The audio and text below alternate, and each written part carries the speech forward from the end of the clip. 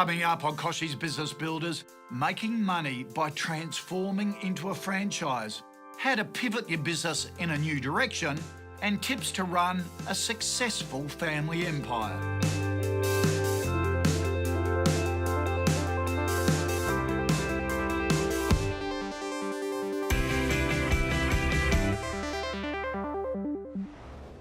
Hi everyone, great to have you with us today. It is a cracker of a show, so let's get straight into it. Now, technology is moving faster than any of us seem to be able to keep up with.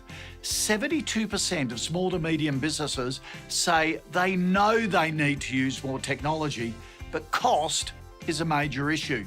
A recent study from leading IT company Cisco found more than 50% of businesses are being held back by lack of tech expertise. So if you're struggling with this issue, then visit kochiesbiz.com.au for our 3-part series on how technology can benefit your business. It'll help solve all your problems. Okay, coming up, learn the key lessons to running a successful franchise from the Chief Executive of Anytime Fitness. But first, cafe owner Richard Danhauser had never even worked in a cafe until he opened one in Sydney last year. Now he's managing a very busy business and 11 staff. We sent in Nicole Mellick from Steadfast Insurance to make sure both Richard and his business are protected. Moe's is a thriving cafe in the heart of Surrey Hills with a loyal customer base, a wonderful service. Owner Richard recently made the transition from daytime cafe to a nighttime venue as well, trading until 10 p.m, 7 days a week.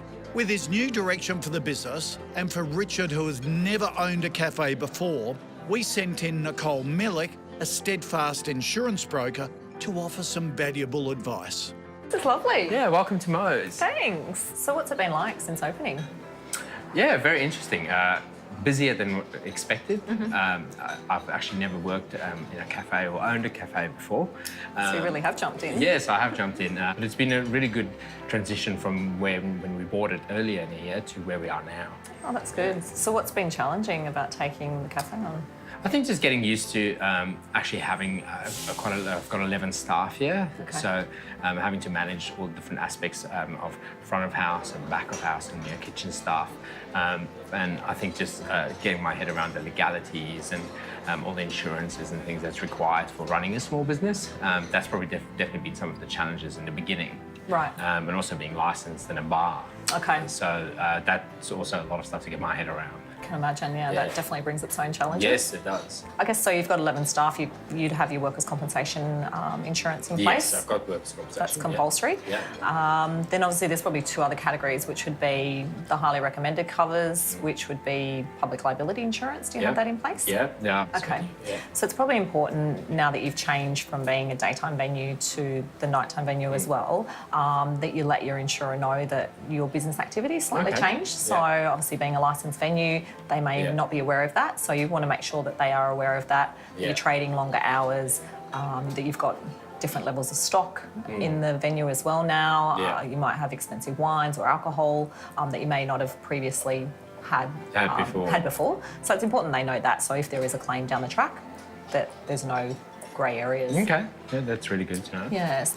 Are you using an insurance broker at the moment to place your insurance? With long operating hours, I actually just did everything online. Sure, I can understand. I know it's really hard to do things in business hours. Yeah. I guess that's where Steadfast brokers often will work outside of hours to help business owners. Right, We know that everyone's busy in this world, so it's really important that you do tell your insurer. Obviously at the moment you're dealing direct, but if you do start dealing with a broker, that you get the broker to actually advise the insurer about this. Right, so the broker could actually They could actually do that for you. Wow, Exactly. okay, yeah, I didn't know that's possible. Yeah, so they could do that. So the broker would then essentially act as an agent for me. Correct, and give you advice. So small business owners aren't expected to know all the ins and outs of insurance, so that's where we hold your hand to make sure that everything's in place that you need and you're not paying for cover that you don't need.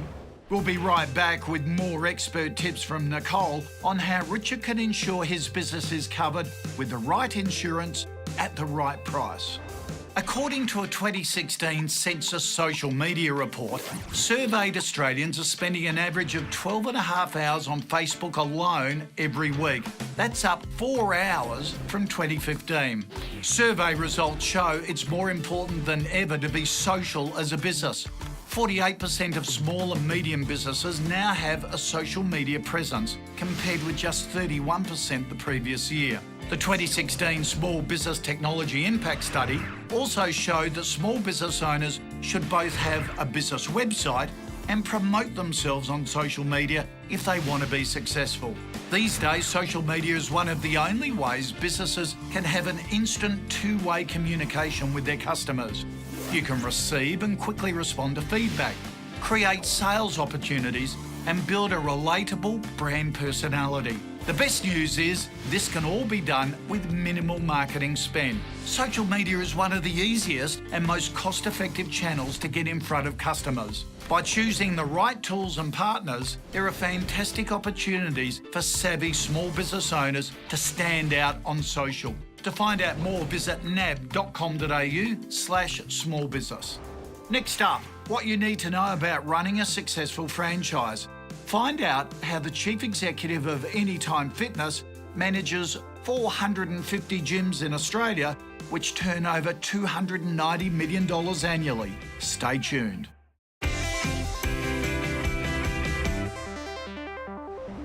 After growing up in the fitness industry and spotting a successful 24-hour gym franchise in America, Justin McDonald realised there was money to be made in Australia.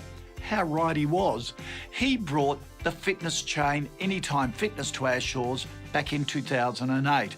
It's now Australia's largest health franchise. So let's find out his top tips for success. Anytime Fitness started in 2008 in Australia. We researched it and seen the product in the US. I was working over there for about 7 years. Did a road trip from Minneapolis to Chicago and just visited franchisees to make sure the product was going to work here. We were pretty confident it was, but we didn't expect it to grow to 450 locations. That'll grow to about 500 locations in the next 18 months, so that'll sort of be capacity for Australia with our population. We've got 250 franchisees. Our group turnover is $290 million, which makes us the largest health club brand in Australia by number of members, revenue and locations. So it's been a big ride. I grew up in the fitness industry. We used to get picked up from school and Mum and Dad would take me to their gym. Back then, gyms were all casual. You paid $5 for a visit. So from there, I kind of grew through that. Had an interest in business, so did a business degree. We had our own gym, so kind of worked inside that business. So always been involved in the fitness industry.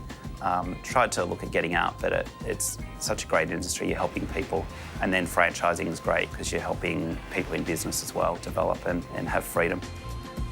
So the growth started quite slow in the early years. We really focused on just trying to sell franchise territories as a franchise organisation and getting the first 10 locations open.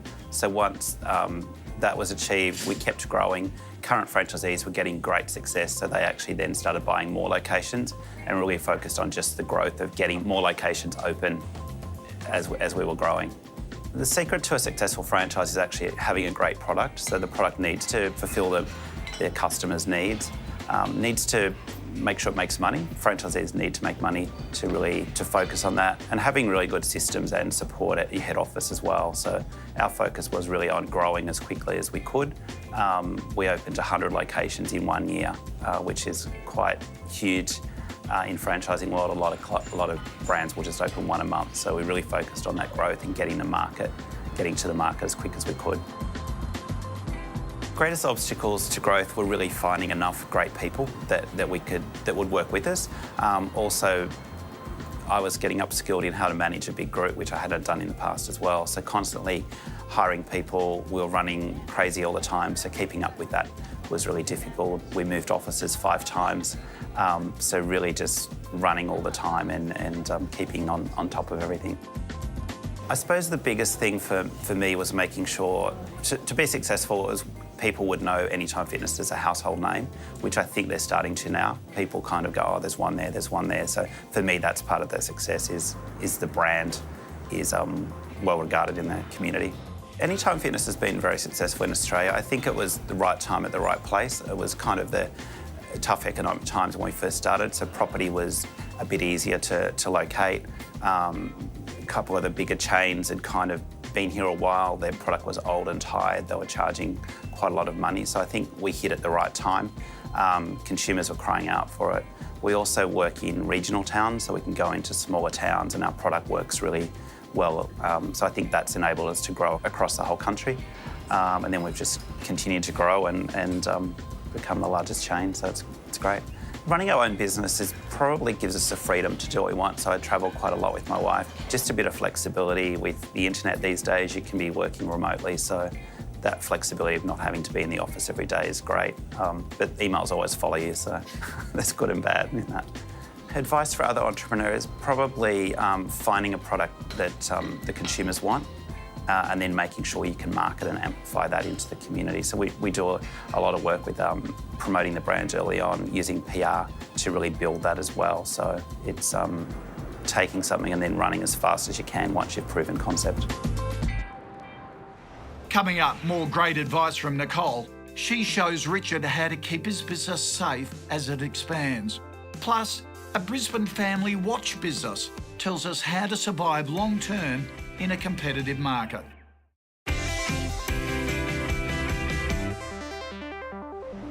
Earlier in the show, we heard from Richard Danhauser, owner of Moe's Cafe in Surrey Hills, who recently made an exciting business transition to go from just a cafe to a bar as well. With that in mind, we sent in an expert from Steadfast to help Richard navigate the minefield that is business insurance. So I guess how can I then make sure that I'm getting the best value out of my current policy that I bought online? It's important that you're not paying for cover that you don't need. So it's about tailoring the policy to your needs, and that's what a broker is essentially there to do. So we'd actually understand the business, we would make sure that you're not paying for cover that you don't need. So, for example, flood. You wouldn't need flood insurance here. You're in the middle of the city, you're in a building. You just want to make sure that you've got cover for storm damage in case, for example, the road flooded outside and you got water into the premises. So what other risks should I consider when taking out an insurance policy? So another one would probably be business interruption. So if, for example, the street was closed here one day, if there was an accident and you weren't able to get access to the property, for example, if this street is closed down by a public authority and you can't get into the venue for a day or two, then you may be experiencing a business interruption loss. So obviously you'd need to still pay your staff and you would need to still pay for deliveries that are coming into the cafe. So there'd be costs there that you would incur. So it would be good for you to think about if, for example, the biggest day of your calendar, Melbourne Cup Day or something like that, where you had a large amount of stock and you weren't able to get access, then you'd need to think about covering things might go off if I couldn't get into the premises for 2 days. Exactly. Right, and this insurance would cover that. If I lost any stock as well. Obviously, I've got a lot of stock. If you had stock in the fridges, for example, and or fresh food or whatever, and it went off, and it would cover that. Right, okay, fantastic. Yeah, that's definitely something to think about. Yeah, definitely. And also yourself. So I don't know if you've got keyman or income protection. It's important that you are the business, essentially, and you've got a lot of people that you're responsible for. So it's important that you look out for yourself as well. Yeah, I've definitely looked at my own insurance a little bit more, and but again, it's just jumped online, not really too sure. And, having an expert to talk to is definitely so valuable and helping a lot. So exactly, and that's where Steadfast brokers are experienced in lots of different lines of insurance. It's hard to be all things to one person with regards to your advice. So if you've got a specialist that knows that particular insurance inside and out, then they can advise you accordingly based on your business and the risks that you have in the business. Yeah, fantastic. What great tips from Nicole, who said it's important to speak with an insurance broker to make sure you're not paying for something you don't actually need. And what a brave move Richard made, opening a cafe without working in one before. Now, that's the kind of inspirational story we love hearing about. Don't forget to subscribe to our free newsletter via kochiesbiz.com for more fantastic small business stories. Hi, I'm Grant Menzies from Medina Watches, Australia's last watch manufacturer. Our family business for the past 46 years has been designing and assembling watches by hand in Brisbane, producing over 30,000 annually and distributing across Australia and New Zealand. My top tips to survive this competitive marketplace is 1, you must stay relevant. Design product that not only your consumers love to use, but is actually going to stand the test of time. Never substitute quality for price. 2, train. Our apprentices are everything to us, and they're not only the future of watchmaking in this country, but also the future of our brand. And 3, give great after-sales service. As watches are often given as life milestones, we want to always be able to keep that watch on people's wrist by having the parts and the service to back them up. I hope these tips have helped you. I'm Grant from Medina Watches, and good luck. Coming up on Kochie's Business Builders, I answer your latest burning business question. We'll be right back with Ask Kochie. Don't forget to subscribe to our YouTube channel, Kochie's Biz, for more inspirational ideas for your small business. Gee, I've loved this show. It's great to hear how franchises can work well when you have the right backing and advice. Knowing what your customers really want is also just as important. While for you as a small business, it's crucial to have a good support system in place. Next up, I'll answer another fantastic viewer question. Don't go away.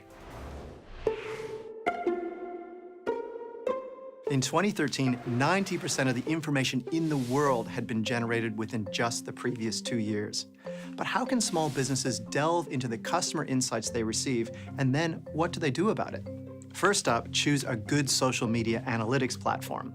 Hootsuite, Buffer, and Keyhole are just some of the varied options available. Now, you should be able to see likes, shares, mentions, followers, plus new customers acquired, leads, and sales.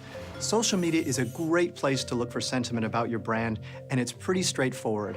If people are complaining about a certain product, use that feedback to make improvements. Facebook Audience Insights shows you the age, location, and other demographics of people interacting with your brand, so you can target certain campaigns and promotions to people who have a better chance of being interested. If you've got a stall at the Bondi Markets next weekend, there's no point in promoting to the people living in Melbourne. It's all about taking on board customer feedback quickly, tailoring your marketing messages, and honing in on targeting. Welcome to Ask Kochie, where I answer a viewer video question about their business problems. Today's question comes from Alison. Let's take a look. I'm Alison from Jack the Wombat.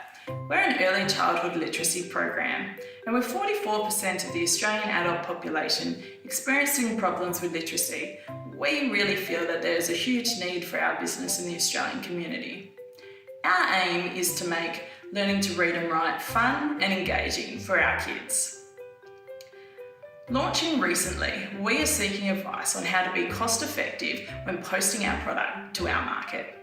Any advice on shipping, registered post, or the most effective product to use for reaching our global consumers would be great. Thank you. Alison, blow me down. I bought Jack the Wombat for my grandkids. It's a great book. You're doing a terrific job there. Hey, it's a great question too. Rebecca Burrows is here to help. She's the General Manager of Small Business at Australia Post. And when your question came in, I thought, let's go straight to the expert. Rebecca, it's a really common question for businesses like this one, isn't it?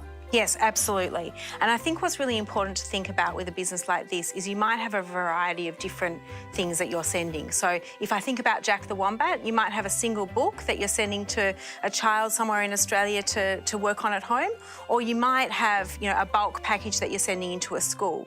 So it will be really worth having a look at what would be the most effective way of those two main ways that you're sending. Right. So you can start off by actually coming into a store or jump online onto something like My Post Business and actually just measure up what would your item actually be, and then you might choose to use a flat rate satchel or a prepaid satchel to actually just start to send while your business is small and is growing. And as well, you might actually generate your own postage online or in the store and actually put that onto those bulk boxes. Right. If those books are actually really small and flat, you might actually even be able to send that via a large letter, which will be a very cost-effective way for something like Jack the Wombat to get out there to Australia. Because it's quite thin. I remember when mine came. Yep. Yeah, so that will be a really cost-effective way as you start. As you grow, we have lots of volume discounts available for small business, and especially if you've got something that's quite standard to send out like a book, that can work really well. And one of the things when I'm talking to small businesses is they think you need to be quite large to actually access that. But if you're sending just even 5 parcels a week, we've got discounts available for small businesses. So I really encourage you to come in, have a chat to us, or indeed go through My Post Business online, and you can actually access those discounts as you grow. Wow, down to just 5. Yeah. I thought it would have to be 100 or 200 or No, whatever. with so many small businesses in Australia starting out, and so much of it is around sending those items out to consumers from about 5 a week, there's some discounts available. Okay, that's fabulous. Rebecca, terrific advice. Alison, hopefully that helps with your question, and we'll see the rest of you next week.